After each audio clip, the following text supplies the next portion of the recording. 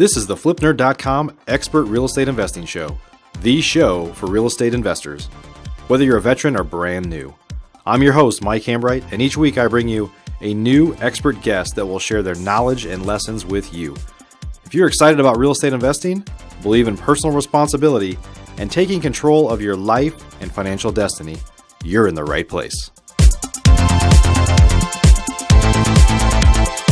This is episode number 324, and my guest today is Robert Syfert.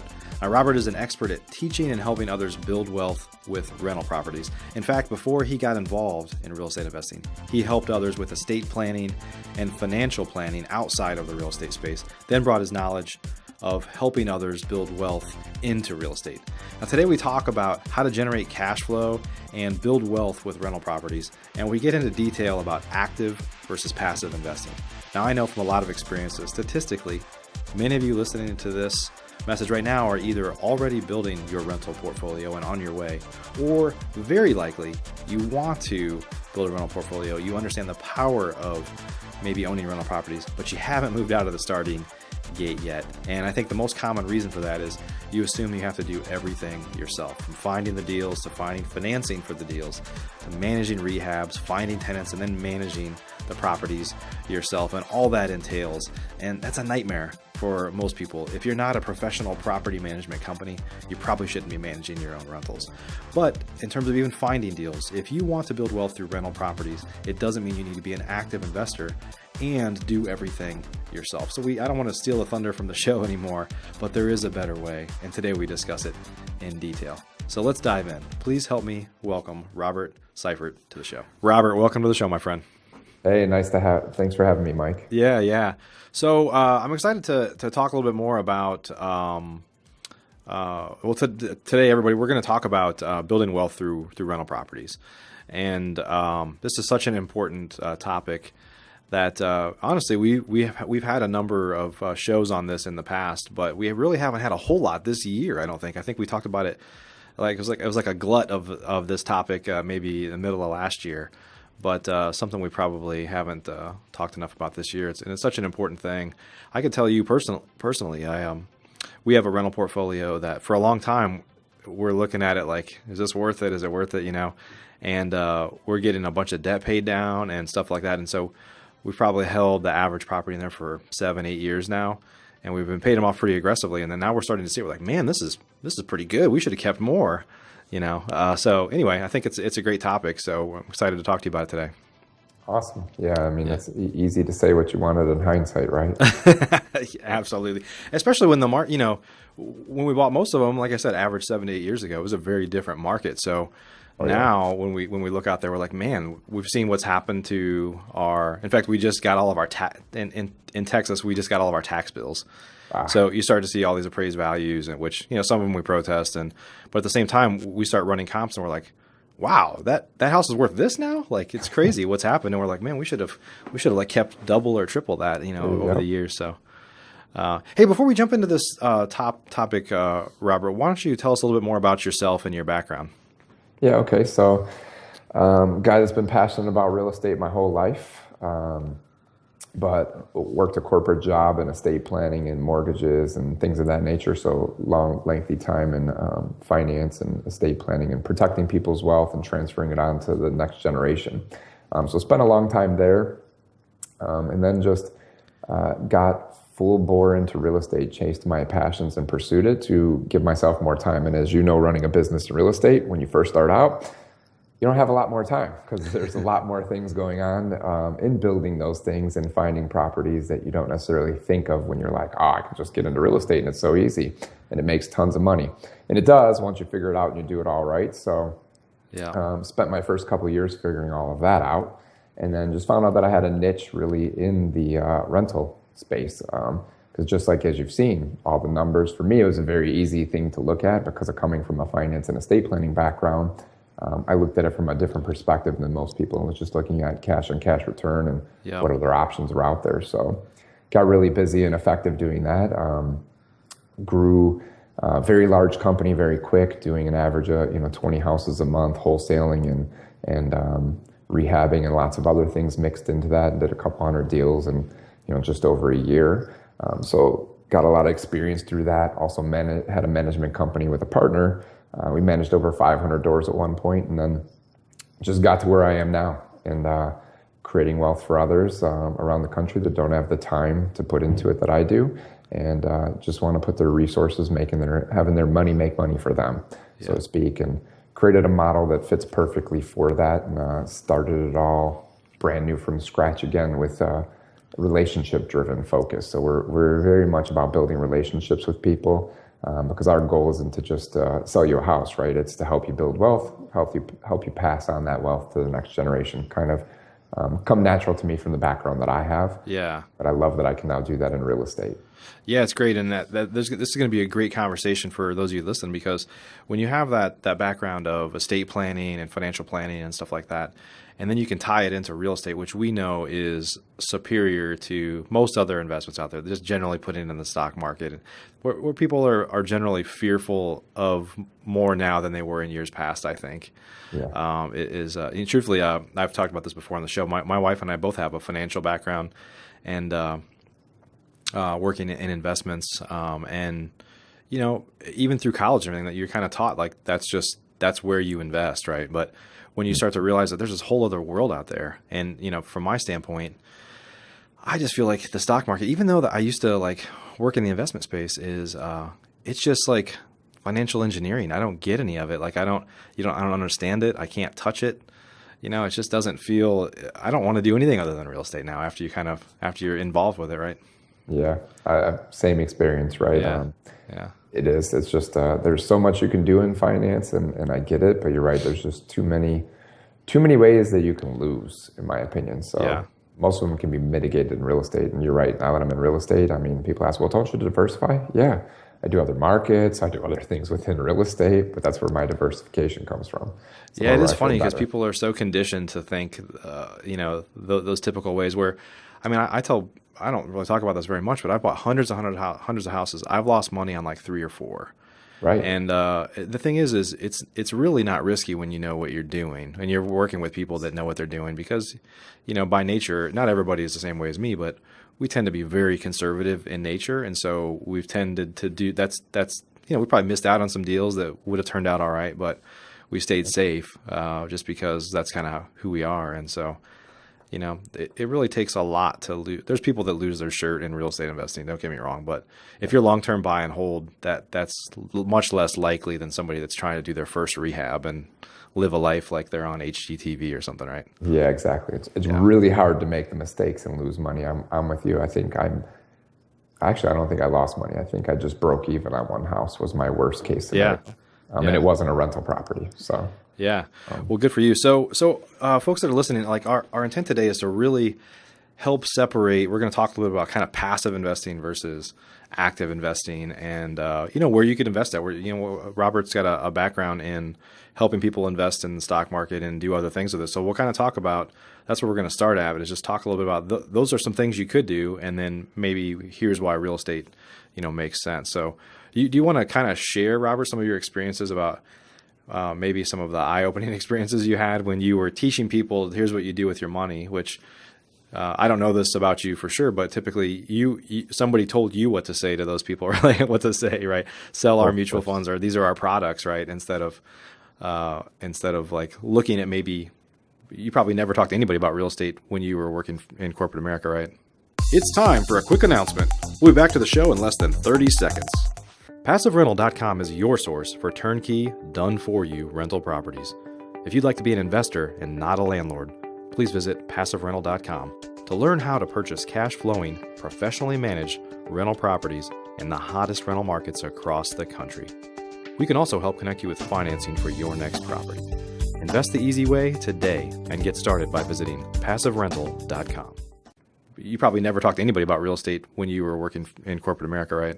I sure didn't. The only person I talked to about real estate back then was actually the owners of the company. I for years actually kept going to them and saying, I really feel like real estate's a piece that there's somehow we can fit this into this model. And, just coming from the finance background, obviously it's something that they can't figure out how to capitalize on. So that wasn't something that was ever going to get added, which led me to leaving at one point.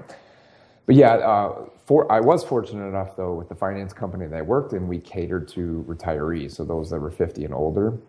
And while I was taught what was the best things out there, and we had daily meetings on what was good and what was bad, the good thing for us is that I learned a lot of what you're talking about. A lot of the mutual fund stock brokerages are mostly taught on which mutual funds they want sold today, which stocks they want sold today. And what a lot of people don't realize is you may be working with one agency now, and what you'll find if you look at your portfolio most of the time is all funds that they own.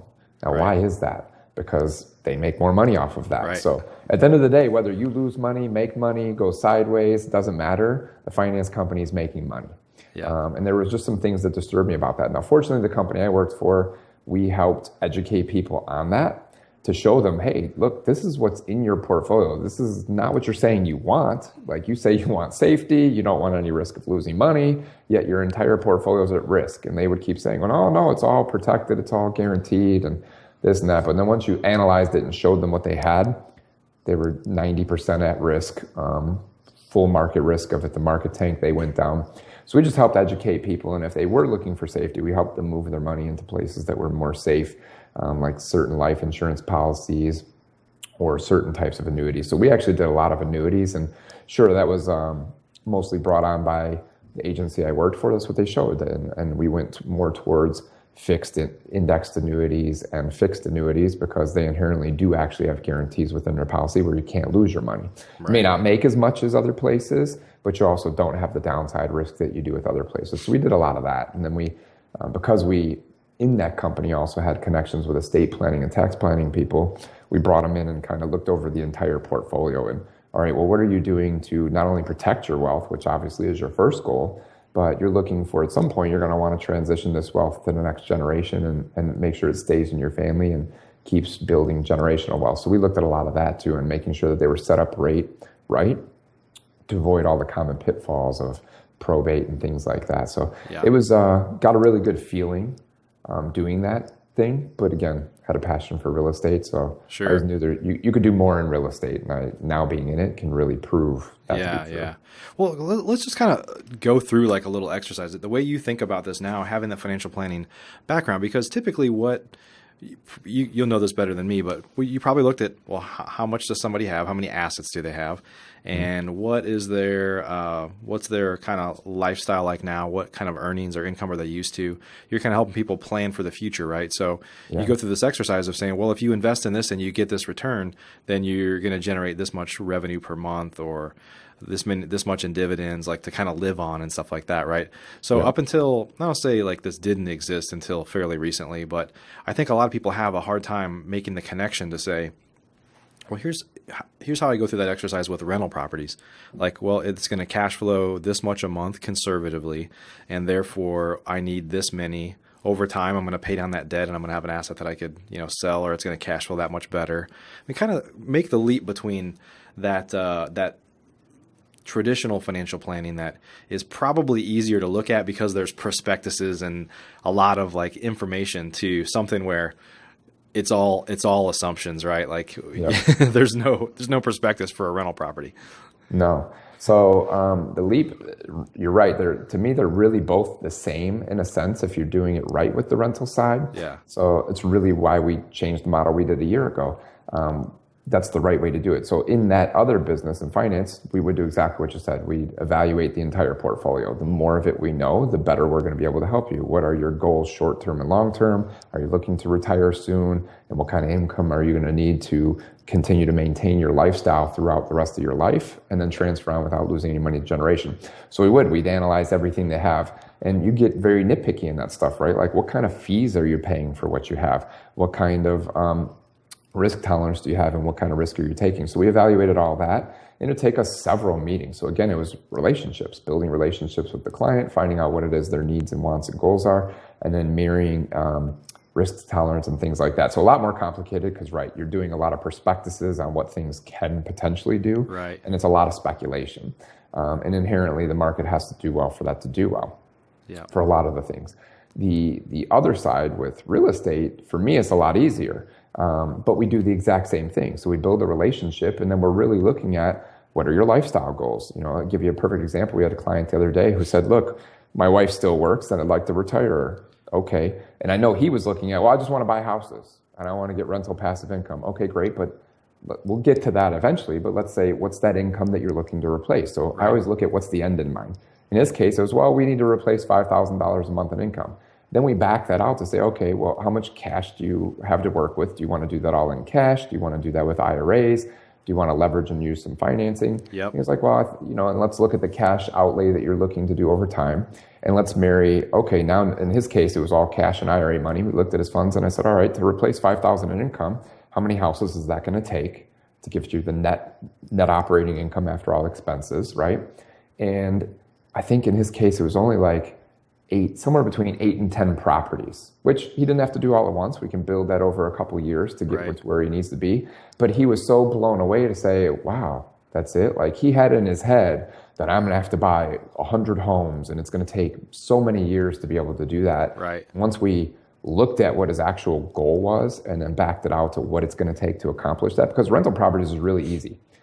While there's value and people understand value and value can go up and down, in the rental game, it's really easy. I'm not going to speculate on what the market's going to do, on what the value is going to be tomorrow if the market goes up or down. Rental properties to me is very easy because I know what the rent is. Right. I know what the rent is I can collect. I know what my expenses are. They're really not going to change, especially if you do an adequate rehab up front. And then I'm going to have that cash flow. The cash flow is going to return whether the market goes up or the market goes down or it stays stagnant and neutral. The rent's still going to come every single month because somebody needs somewhere to live. They have to pay for it. So we can predict what that's going to be and we can build a portfolio around that. And then really it's just, do you have enough cash and assets that you want to do it that way? Or do you want to leverage and build more of a portfolio and maybe your goals change because you realize how simple it is, like in this guy's case. He's like, well, if that's the case, maybe I should do 10,000 in income and have better lifestyle. So we can work with you over time to do that too. Yeah. Yeah, it's funny because you can really predict, conservatively, I guess, what rents are going to do over the long term. I think much easier to predict than, especially if you're conservative and you don't get carried away. But generally speaking, there's some markets that rents go down every once in a while. But generally speaking, rents generally don't go down, right? I mean, they're constantly going up, at least at the rate of inflation, typically over time. So. Yes. A little bit easier to predict. So, one thing I want to say to the folks that are listening to this, if you're listening to this, so I had somebody on the show recently that was he was 22. We're actually it'll be, I think it's coming out. Well, it's a show or two before this episode here. So if you're listening to this episode, we just released that show. He's 22 years old, started investing when he was 19. And, when you hear that stuff, you're like, aren't you jealous of that? Like you didn't start earlier? Like always, that's what the whole purpose of the whole show was, like, get started basically. Yeah. But if you're listening to the show, we're talking about people that are like, estate planning always has this connotation with like retirement, right? But if you're listening to the show right now and you're in your 20s and 30s, like get started with this stuff now because there'll be a point where you can, the traditional retirement age and all that stuff, you just throw it out the window. Like retire way early. Like you can plan to just check out like way ahead of time for what most of your friends are going to do. So, oh yeah. Yeah. Yeah. Well, and of course the other big thing that we talked about with, this is an investing class, or we haven't talked about it, but this is an investing class, is that you can use leverage, right? So traditionally when you're doing the planning exercise, I assume you're looking at, well, here's how much money I have. And if I can get an 8% return, this is the dividends I'll get, or this is the increase in equity that I'll be able to generate over time or whatever.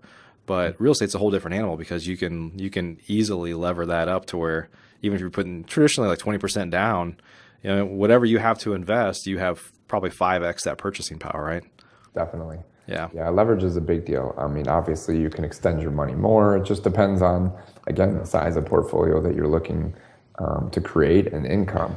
And then just like you said, it's very predictable. We're again, I'm kind of like you, we're very conservative and very safe. So most of the time when we're projecting this for people, we actually project it based on the fact that nothing's going to go up. Now we know that's unrealistic and it's going to, but if I play it safe and say, hey, this is not going to go up for the next 10 years, but here's what you're going to get over the next 10 years. And if you're leveraging, here's how fast that's going to be paid down. And we're still not saying there's any increase, so that we're being ultra conservative in our approach for what we do. But I think that's great because if you make more than that, well, you're just a lot happier. Yeah. Yeah.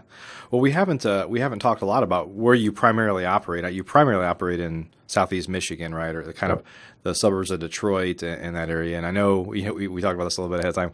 Sometimes when people hear Detroit, they're like, they think it's like the center of the universe. Like, don't go there, right? But what I know, you and a lot of other people that have really changed my mind on Detroit because when I started to find out that the values of properties in the suburbs are equivalent to where I'm at in Dallas. It's like, so you kind of think of these like little bombed out neighborhoods, which when you go into some parts of the city, that's what you see. But if you stay out in the suburbs and other areas, it's a whole different world, right? Yeah, totally. I mean, it's like anywhere. I don't care where you go in the United States. Detroit itself has had a lot of bad press, so people are drawn attention to it. Right. But the reality is, I'm sure you can find a horrible war zone area where you live now. There's some pretty rough areas of Dallas that I'm sure are equivalent. It's going to happen. Houston, Dallas, I don't care. Everywhere I travel, a common thing is there's always a very rough area for that city, and then there's the more populous area. Detroit is no different than that. Sure, if you're in the Detroit area, there are some pockets where I probably wouldn't want to get out of my car or drive through. Right. That's typical anywhere you go. But then in all the suburbs, they're nowhere near the city of Detroit. They're outside of it, and they're thriving communities. I mean, we have homes that are, neighborhoods that are $150,000 neighborhoods, all the way up to the multi-million-dollar neighborhoods just a couple miles around the corner. Yeah. Most markets have stuff like that. Actually, in the suburbs of Detroit, we have I think it's one of the wealthiest zip codes in the country, in the top 3 next to Orange County and La Jolla area. So that's in Birmingham. Birmingham literally is 5 miles from the city of Detroit's border. Yeah. So a lot of people, they hear Detroit. A lot of misconceptions. One of the things though is I know in your business, so we'll talk about how you help investors ultimately with buying rental properties and then managing for them towards the end of the show. But one of the opportunities, one of the things that is really interesting about Detroit in that context is that there's not as much competition there as there might be in other markets where you keep rentals because it has that negative connotation, even though you in your heart, don't believe that any of that's true or it for yourself, but it scares some people away, which makes it a better opportunity to potentially own, rental properties or even do fix and flips, right? Yeah, definitely. There is a lot of bigger money, overseas money even, that's coming into the Southeast Michigan area because they recognize that. It's taken a few years for people to come around because they're bad press, but now that they're doing a little bit like, hey, there's still deals happening every day in that market. Wow. Yeah. So they started analyzing. There's a lot of overseas investors that contact us now to say, how can I dump a lot of money in your market? Have you help us do it? Because obviously they're overseas, they're not going to be there and they need someone they can trust. But there's a lot of money coming into our market. And a lot less competition because there are the people that are afraid. Yeah. I'm not prepared to give this quote at all, but there's this Warren Buffett quote about basically when others are, when others are excited about it, like run away, and when people are running away, that's when you need to get greedy and kind of dive in, right? I think he uses that to relate to the market, right? Like when everyone's running from the market, usually when it's crashing. That's when he likes to buy the most. Yeah, absolutely. That's when he's able to buy the lowest. I love Warren Buffett's quotes. Yeah, that's true. Truthfully, also the real estate investors, we talk about real estate investing all the time, but I don't know if you agree with this. A lot of people, I think, do, is that just happens to be the widget that we're buying and selling. But for us, we're ultimately in the opportunity business, right? We're basically trying to arbitrage opportunities that we find that happen to be in the real estate space, right? So, yeah. No, I agree. Someone else said before, people don't recognize we're in a marketing business, right? It's marketing to find homes, right? And there's a lot of intricacies, as we both know, that go into that. Yeah. And real estate just happens to be the product that we buy or sell at the moment. Yeah. Well, hey, I got a question of the week for you that I want to ask that basically kind of ties into a little bit of what we were just talking about Detroit specifically. So I know you primarily are not operating in the city and in the suburbs, but what would you say is the biggest myth about investing in Detroit that most people have?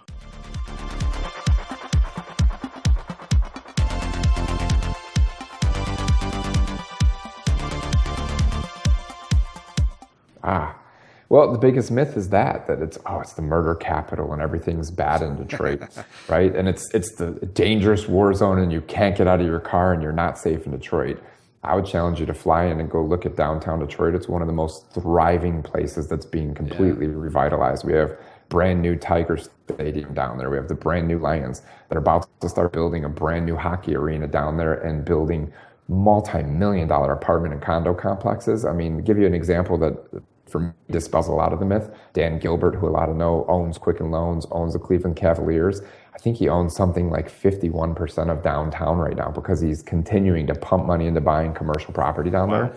Do you think a man with billions of dollars pumps that kind of money into an area unless he knows something we don't and where it's headed, right? Yeah. So for me, that alone dispels a lot of the myth that's down there. But I personally have lived there and been around there, so I just know it's not what people think it is. They see the bad side of the news. The news, unfortunately, doesn't show all the good things most of the time of what's actually going down there, what's being built, and what's happening. Yeah. The good news doesn't sell newspapers or advertising in the media. No, unfortunately, it doesn't. There's a lot of good. I mean, even with the new mayor, they continue to change a lot of programs. They're making it more advantageous to create better areas, get rid of the blight, put more streetlights in, all kinds of things like that are happening throughout the city.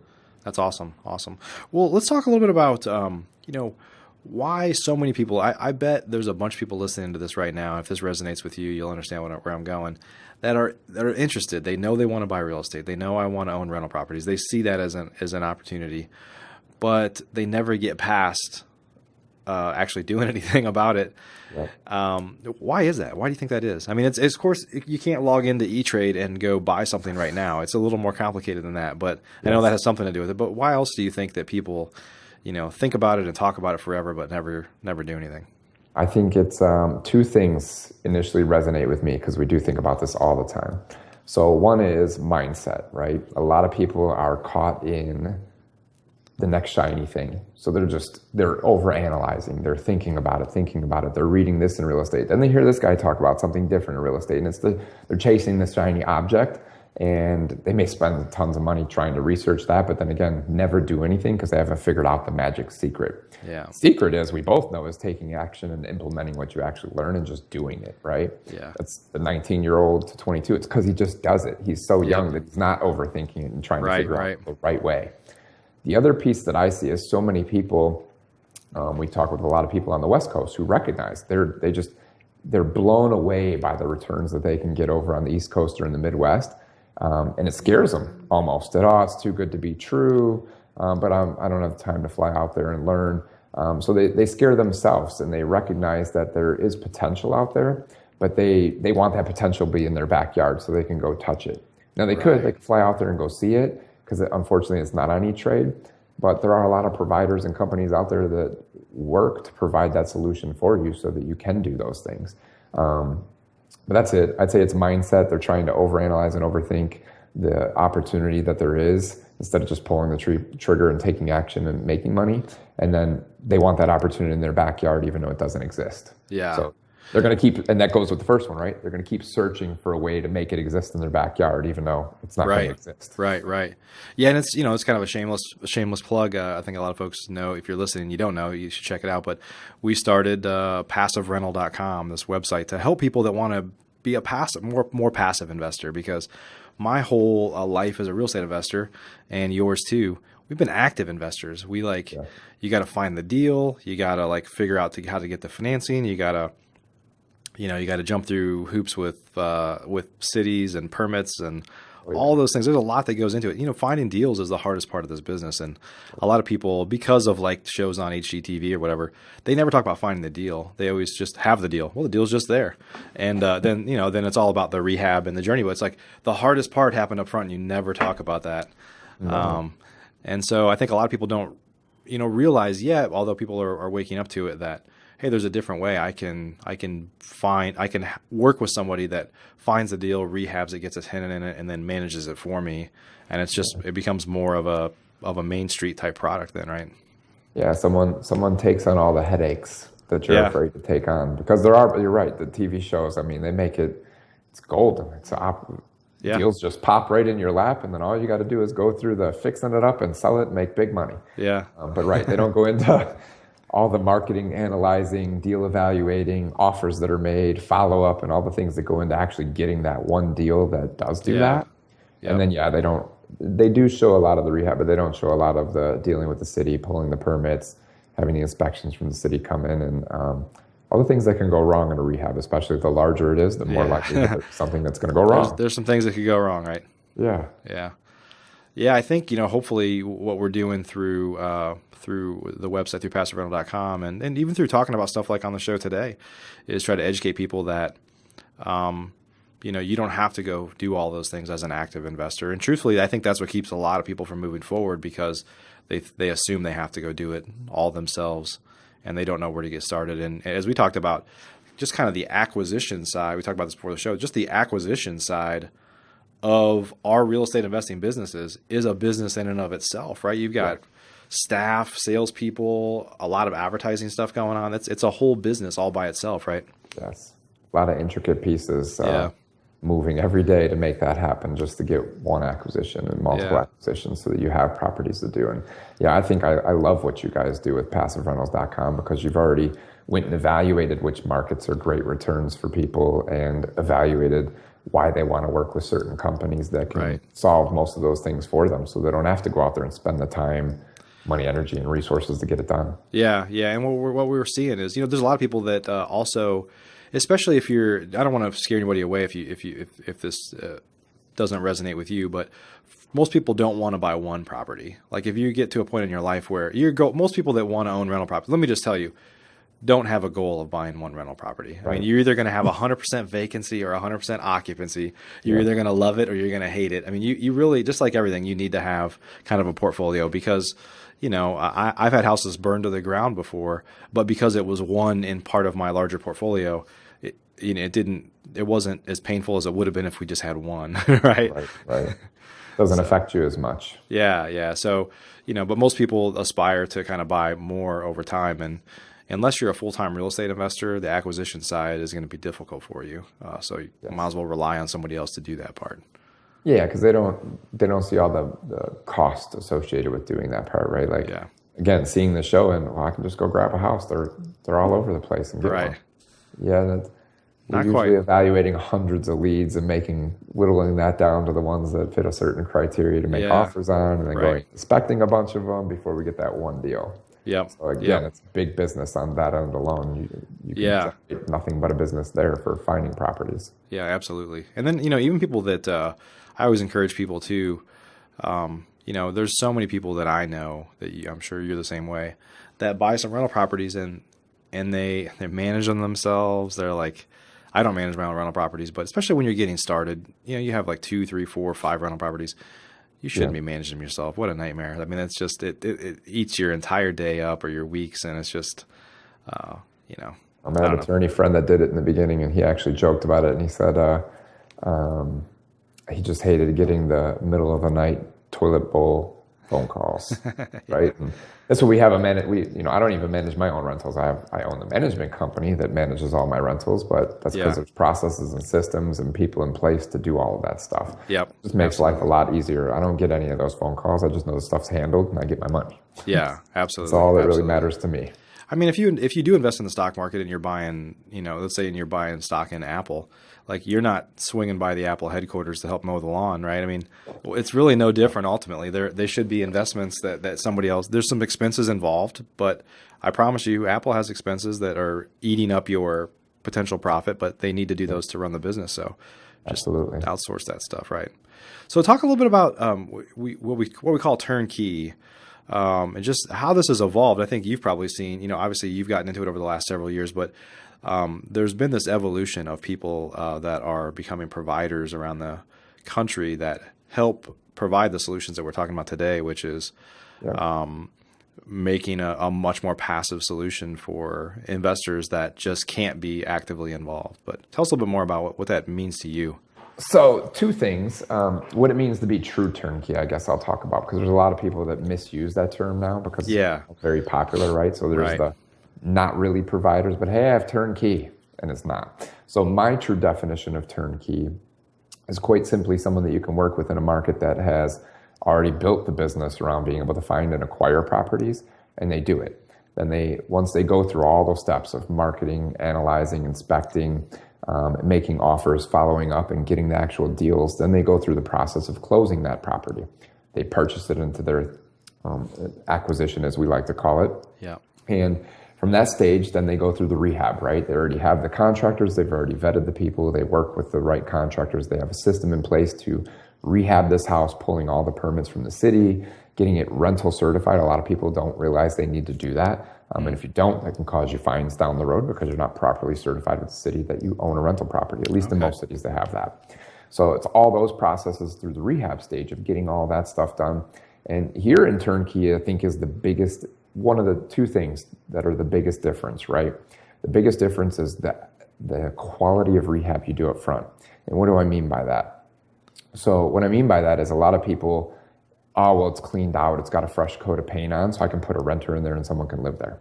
That's not enough in my opinion. That is what's going to cause you some grief down the road. You need to work with someone who's going to do an adequate rehab up front so that you don't have short-term maintenance issues, and more importantly, you don't have 3 years from now replacing a furnace that you could have replaced up front or putting in a brand new roof. Right. You overlooked it and thought you were saving money up front, right? Well, that saving money usually costs you money now because now you have water leaks and damage, you're in the property for multiple maintenance issues, and you're losing your money left and right and don't know why. I would suggest it's because you thought you were going to make more money by cutting a corner, and cutting a corner didn't make you more money. So we do extensive rehabs, right? New to newer roofs and windows are a good idea.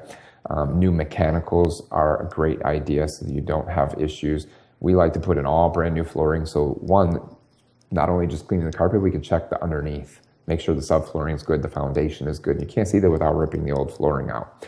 Kitchens we like to update. We like to update all of the electrical, plumbing, bring it all up to code. So that's all done in the rehab to make sure you have short and less maintenance issues, if any. Your maintenance issues should be a tenant stopped up your toilet or a light bulb went out. Those are the type of maintenance costs we like to have because they're minimal cost, if anything. Then from that, you got to do an adequate job on placing a qualified tenant. So a lot of people just, I just want to get it rented. Let me put it on Craigslist and get whoever comes that has money and put them in my property. That's another nightmare if you do it that way. You have to run their credit report. You have to look for do a background check. You have to look for recent evictions. You have to verify their income and that they can actually pay for the property, that they don't have utility collections, because most tenants, at least in the properties that we deal with, they're responsible for all utilities. So you want to make sure that they're in a history of paying your utilities. Then once you've done that and vetted and found that right person, it's moving them to the property and it's taking care of them. It's giving them 24-hour access to maintenance lines. So if they have any issue, whatever it is, you go out there and help them with it. Following up with them every month and make sure that there's nothing that they've ran into. So we treat a lot of our tenants like family, just because we know that if we treat them that way, they're more likely to be longer term tenants. They're better likely to take care of our homes, which helps us all build passive wealth. And then we create a lot of online technology. So there's a lot in there to help tenants pay us easier. We want to make their life easier. We want to make collecting from them easy too. And if they have any issues, we want to take care of them very quick. The biggest issue I hear with some companies there is that the management company never returns my calls. The management company never comes out and fix anything. And that's a big problem, because if your management company doesn't do those things and isn't on top of those things, that isn't going to help. So turnkey provider is someone, in my opinion, that does all of that, A to Z, from finding and acquiring the property, to properly rehabbing the property, to placing a qualified, certified tenant, and then properly managing it and managing the expectations of the tenant. And then if they're working for investors, making sure that they're doing that for their investors as well, right? Absolutely. Should have on-time reporting every month. You should have online access to all of it. The technology is so vast today. There's no reason why you as an owner shouldn't have live access to everything and all communication that's happening with your property. If you don't, I would ask your company to do a better job. There are services that help them do that. It's really incredible. You know, if you're listening to this and you're managing your own properties, or you're going to start buying and thinking about managing your own properties, like I know in my mind that first off, I already know this from owning a lot of rental properties, is my biggest expense is turnover and then the make ready I have to do in between, by far.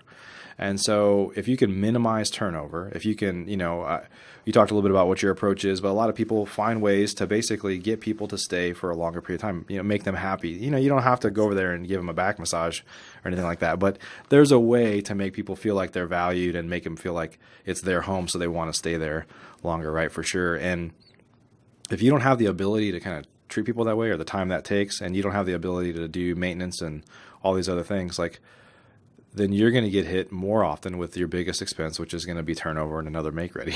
It's as simple as that. And so, there's all these little things you say, well, how fast could I do a make ready? Could I do it as fast as somebody that manages hundreds of properties and has like crews on call ready to go? No. Could I have, some of the I think there's a lot of technology in place today that's not that expensive, but could I be as good as a professional property management company in these like 5 or 6 different areas, from finding tenants to verifying them to make readies and all that stuff? And it's like, in every instance, it's like, no. And what's the cost associated with that? And why not just pay it to somebody that's going to do it better and save myself that cost and all the heartache associated with it, right?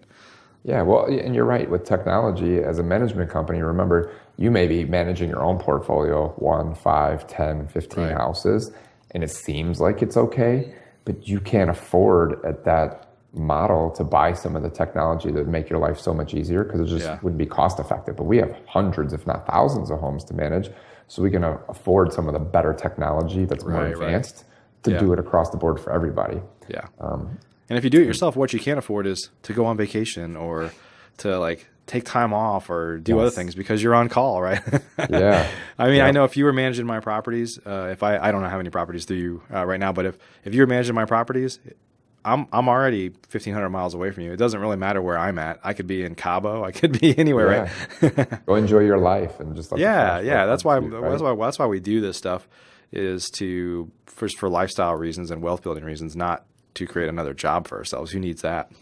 Right. I think most people I speak with, and myself included, primarily got into this to have more time, right? So you could enjoy your life with your family and do what it is you want to do. Yeah. Sure, wealth building to me is a bonus to what happens with it, but the reality is we all want more time. Yeah, we're all striving to have more time with our family and work less.